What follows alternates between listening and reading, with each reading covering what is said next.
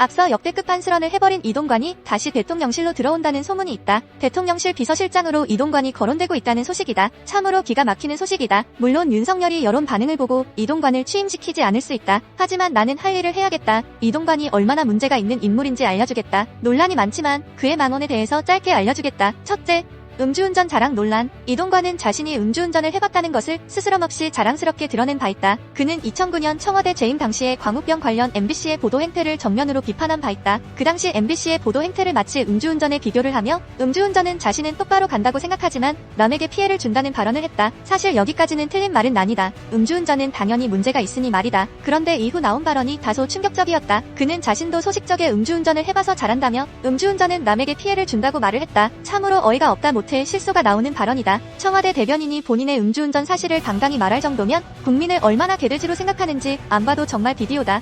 참 대단하다. 둘째, 극우 유튜브 채널 발언 논란. 이동관은 2019년 두 차례 극우 유튜브 채널 신의 한수에 출연을 했던 바 있다. 당시 출연을 하면서 언론이 진보 진영 편이라며 제대로 된 보수 우파라면 지상파를 안 보고 신의 한수 유튜브 채널을 본다는 어이없는 발언을 했다. 신의 한수 유튜브 채널은 극우 중에서도 극우 채널인데 그 채널이 지상파 뉴스보다 더 신뢰성이 높다는 소리를 한 것이다. 지나가는 개도 그런 생각은 안 한다. 윤석열이 유튜브를 보고 정치를 한다는 소문이 있는데 계속해서 윤석열이 이동관을 고집하는 이유가 있는 것 같다. 셋째, SNS로 낙태 자랑하기. 2012년 5월 3일 이동관은 자신의 SNS에 아기를 낙태하려 했다는 사실을 자랑스럽게 기재했다. 그는 아내가 셋째를 임신했을 때 딸이라는 사실을 알고 자신이 평소 알고 지내던 제1교포 의사를 찾아가 낙태할 병원을 소개받으려 했다는 글을 남긴 바 있다. 하지만 의사의 권유로 인해 낙태를 하지 않기로 결심을 했고 그 아이는 나중에 알고 보니 아들이었다는 설화를 남겼다. 낙태하려 했다는 사실을 아무렇지 않게 자랑스럽게 남기는 놀라운 인성이다. 참고로 그 아들이 그 유명한 학폭 아들이다. 넷째, 시끄러운 위안부 논란. 이동관이 2016년 극동방송에 출연해 위안부 관련한 발언을 했다. 그는 해당 방송에서 위안부 문제에 대해 시끄럽다는 표현을 쓰며 미래를 위한 합의를 해야 한다고 자신의 의견을 밝혔다. 그러나 당시의 합의는 피해자들의 의견을 수렴하지 않은 내용으로 조율이 이루어지고 있었다. 즉,